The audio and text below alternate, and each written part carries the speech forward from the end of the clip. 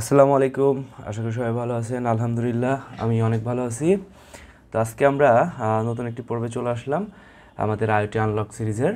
তো আজকে আমরা যেটা করব সেটা হচ্ছে যে আমাদের এই টোটাল সিরিজটাতে কী কী হার্ডওয়্যার কম্পোনেন্ট লাগবে সেটা নিয়ে আজকে ডিসকাস করব। হ্যাঁ, তো সবার আগে যেটা লাগবে সেটা হচ্ছে যে একটা ESP32, এটা হচ্ছে ESP32 নোড এমসিইউ, এটা হচ্ছে Room32, এটা হচ্ছে আমাদের মোস্ট অফ দ্য মানে এই সিরিজের যতগুলো আমরা এক্সপেরিমেন্ট করব সবগুলো এক্সপেরিমেন্টে আমাদের এই যে মাইক্রো কন্ট্রোলারটা আমরা ইউজ করবো ESP32 এর এই ভার্সনটা। হ্যাঁ, তো এটা নর্মালি যে কোনো জায়গায় খুবই চিপ প্রাইজে পাওয়া যায়।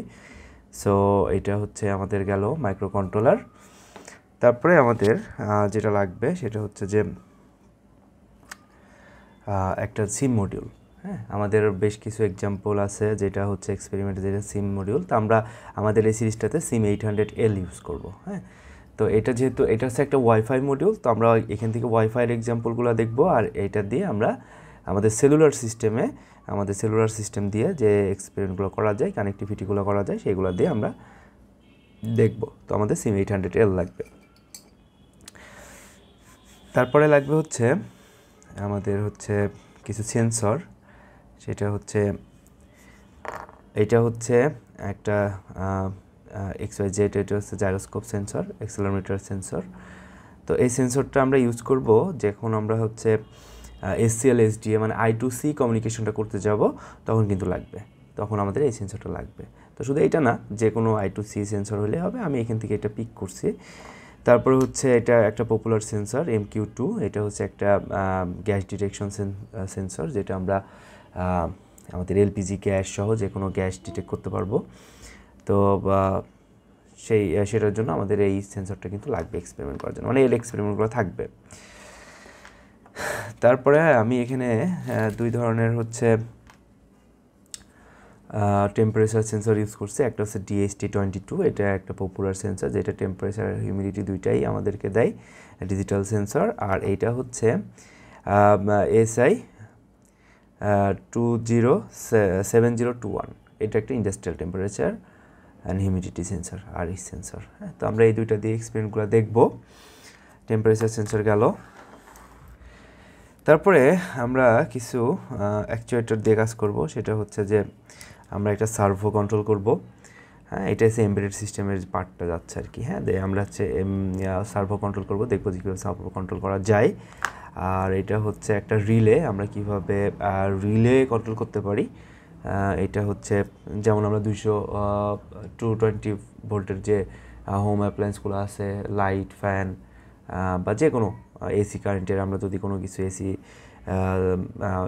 ভোল্টেজ যে কোনো কিছু যদি কী বলবো মানে সুইচিং করতে চাই বা হচ্ছে অন অফ করতে চাই, তো আমরা সেটা জন্য কিন্তু আমাদের রিলেটা লাগবে। হ্যাঁ, তো এটা হচ্ছে রিলে।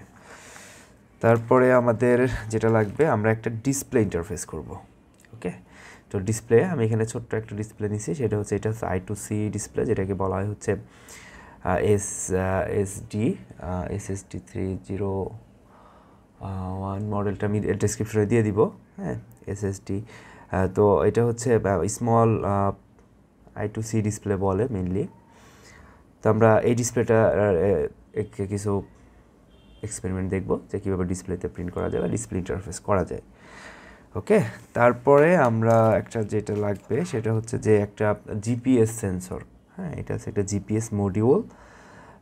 এটা হচ্ছে M8N, U-Blox Neo 6M দিয়েও হবে, আবার হচ্ছে U-Blox M8N, এটা হচ্ছে তার আপগ্রেড ভার্সন। হ্যাঁ, তো এটা দিয়েও হবে। তো আমরা এই দুইটা এটা হচ্ছে যে কোনো একটা ইউজ করলেই হবে। আমার কাছে দুইটা আছে, আমি একটা ইউজ করব। তো আমরা জিপিএসের যে এক্সপেরিমেন্টগুলো করব সেটাতে আমাদের এটা কিন্তু লাগবে। ওকে, তো এই মোটামুটি আমাদের বেসিক কিছু জিনিস চলে গেল। তারপরে আমাদের হচ্ছে অবশ্যই একটা ব্রিডবোর্ড লাগবে। আমরা ব্রিডবোর্ডের উপরেই এক্সপেরিমেন্টগুলো করব সহজেই যাতে করতে পারি। তো এই জন্য আমাদের একটা ব্রিডবোর্ড লাগবে। কিভাবে, আমি আগে প্রথমে ভিডিও বলছিলাম যে কীভাবে ব্রিডবোর্ড ইউজ করতে হয়, এটা একটু আপনারা দেখে নেবেন। হ্যাঁ, তো তারপরে হচ্ছে আমাদের কিছু এক্সপেরিমেন্টের জন্য কিছু এলইডি লাগবে। ওকে, এখানে কিছু এলইডি আছে, আর এলইডির জন্য অবশ্যই আমাদের হচ্ছে কিছু রেজিস্টার লাগবে। তারপরে হচ্ছে আমাদের এখানে কয়েক ধরনের ওয়্যার আছে। এটা হচ্ছে কি, এটা হচ্ছে ফিমেল টু ফিমেল ওয়্যার, তারপর এগুলো কানেক্টিং ওয়্যার মূলত। তারপরে হচ্ছে female to male wire, connecting wire, তারপর হচ্ছে male to male connecting wire. Okay, তো আমাদের এই কানেক্টিং ওয়্যার কিন্তু লাগবে। তারপরে একটা লাগবে হচ্ছে ব্রিডবোর্ড পাওয়ার সাপ্লাই। ওকে, এই ব্রিডবোর্ড পাওয়ার সাপ্লাই দিয়ে আমরা এক্সটার্নাল কিছু ডিভাইসে পাওয়ার যখন দিব তখন কিন্তু এই পাওয়ার সাপ্লাইটা লাগবে। ওকে, তো আপনার খুবই মানে দাম খুব একটা বেশিও না। তো এই পাওয়ার সাপ্লাইটা আপনারা এরকম বলা হচ্ছে ব্রিডবোর্ড পাওয়ার সাপ্লাই। ওকে, তারপরে আমাদের একটা লাগবে হচ্ছে একটা ব্যাটারি। হ্যাঁ, অনেক সময় আমরা একটা ব্যাটারির কিছু এক্সপেরিমেন্ট করব, তো সেক্ষেত্রে কিন্তু ব্যাটারি লাগবে। ওকে, তো ব্যাটারি এখানে আমি 18650 যে 3.7 ভোল্টের রিচার্জেবল ব্যাটারি আছে সেই ব্যাটারি, কারণ এই ব্যাটারি দিয়েই আমরা আমাদের ESP32কে পাওয়ার দিতে পারবো, এবং মোস্ট অফ দ্য সেন্সর কিন্তু এই 3.7 ভোল্ট দিয়েই পাওয়ার দেওয়া যায়। ওকে, তো আমি জাস্ট এখানে একটা কেস, এটা একটা কেস, এটা ব্যাটারি, আর এই কেসের সাথে আমি হচ্ছে দুইটা ফিমেল আর লাগাই নিছি যাতে আমার কানেকশন দিতে সুবিধা হয়। হ্যাঁ, এই মোটামুটি আমাদের সেন্সর গেল। আর হচ্ছে এখানে কিছু হচ্ছে ক্যাপাসিটর আছে, আমাদের কিছু ক্যাপাসিটর লাগবে, যেটা হচ্ছে আমাদের কিছু এক্সপেরিমেন্টে লাগবে। ক্যাপাসিটরের ভ্যালু আমি ডেসক্রিপশনে দিয়ে দিচ্ছি বা স্ক্রিনে দিয়ে দিচ্ছি। আর আমাদের লাগবে হচ্ছে একটা টুলস, সেটা হচ্ছে এটা হচ্ছে সোল্ডারিং আয়রন। আমাদের এটা লাগবে, অনেক সেন্সর এখানে সোল্ডারিং হওয়া অবস্থায় আসে না, তো সেক্ষেত্রে সেগুলো সোল্ডারিং করতে হয়। তো এগুলো আপনারা, আমার মনে হয় যে আমাদের আইওটি ইঞ্জিনিয়ার বলেন, এমবেডেড সিস্টেম ইঞ্জিনিয়ার বলেন, আর ট্রিপলি ব্যাকগ্রাউন্ডের যে কারোর কাছেই একটা হচ্ছে সোল্ডারিং আয়রন থাকা উচিত। হ্যাঁ, তো এইটা হচ্ছে সোল্ডারিং আয়রন, আর এটা হচ্ছে সোল্ডারিং আয়রন হচ্ছে হোল্ডার। তো এই দুইটা একসাথে পাওয়া যায়, আপনারা এটা নিয়ে নেবেন। আর আমাদের লাগবে হচ্ছে একটা বক্স, একটা হচ্ছে স্ক্রুড্রাইভার বক্স, যেটা আমাদের অনেক সময় লাগে। হ্যাঁ, এগুলো আমাদের টুলস, এগুলো আসলে শুধু যে এই এক্সপেরিমেন্ট বা সিরিজে লাগবে তা না, এগুলো আমাদের মানে আমরা আমাদের এক্সপেরিমেন্ট যা করব এবং ভবিষ্যতে আমাদের সবগুলো কাজে কিন্তু লাগবে। ওকে, তো এই গেল মোটামুটি আমাদের টুলস। আর একটা জিনিস বলি, সেটা হচ্ছে ESP32 এর অনেকগুলো ভার্সন কিন্তু আসে বাজারে। হ্যাঁ, তো এই যে এটা কিন্তু একটা ESP32। তো এই ESP32টা কি, এই ESP32 হচ্ছে 30 পিনের ESP32।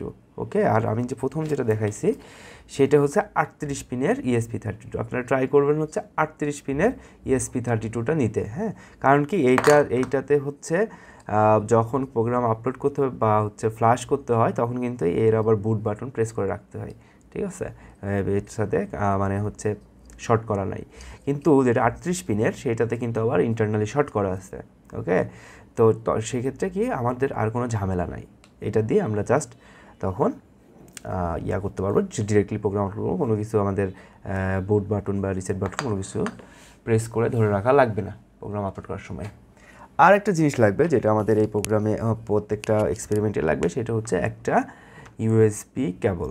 হ্যাঁ, এটা হচ্ছে মাইক্রো USB কেবল। হ্যাঁ, এটা কিন্তু টাইপ সি না। হ্যাঁ, কিছু ESP32তে কিন্তু এই টাইপ সি কেবল সাপোর্ট নাই, টাইপ সি পোর্ট থাকে, কিন্তু আমাদের এইটা হচ্ছে আমাদের হচ্ছে মাইক্রো USB বলা হয় এটাকে। হ্যাঁ, মানে বি টাইপ বলা হয়। তো এটা লাগবে। ওকে, তো এটা লাগবে। এই তো মোটামুটি আমাদের এই এক্সপেরিমেন্টগুলাই জন্য মোটামুটি এগুলাই লাগবে। এর সাথে লাগবে আমাদের পিসি, অবশ্যই উইন্ডোজ অথবা লিনাক্স যেটাই হোক, একটা পিসি লাগবে। কিছু ক্লাউডের আমরা কাজ করব, কিছু ক্লাউডের তখন কিছু ক্লাউডের যখন যে এক্সপেরিমেন্টগুলো করব তখন কিন্তু সেগুলো আমরা দেখাই দিব যে এগুলো কই থেকে পাইতে হবে বা কই থেকে আমাদের করতে হবে। তো আমাদের কিছু মানে একটা VPS লাগবে, যেটা আমরা কিছু টেস্ট করবো আইওটির ক্লাউডের। তো এই মোটামুটি আমাদের হার্ডওয়্যার লাগবে। আর আমি আগে বলছি যে আমাদের সফটওয়্যারে কী কী স্কিল লাগবে। আগামী নেক্সট থেকে আমরা ডিরেক্টলি চলে যাবো একদম হ্যান্ডস অন এক্সপেরিমেন্টে। ওকে, তো ধন্যবাদ সবাইকে, আসসালামু আলাইকুম। আর এইটার লিস্ট আমি দিয়ে দিলাম, আপনারা এইখান থেকে কিছু পারচেস করতে পারেন বা কালেক্ট করতে পারেন। অনেক অনলাইন শপ আছে, যে কোনো একটা অনলাইন শপ থেকে আপনারা এগুলো কিনে নিতে পারেন। তো ধন্যবাদ সবাইকে।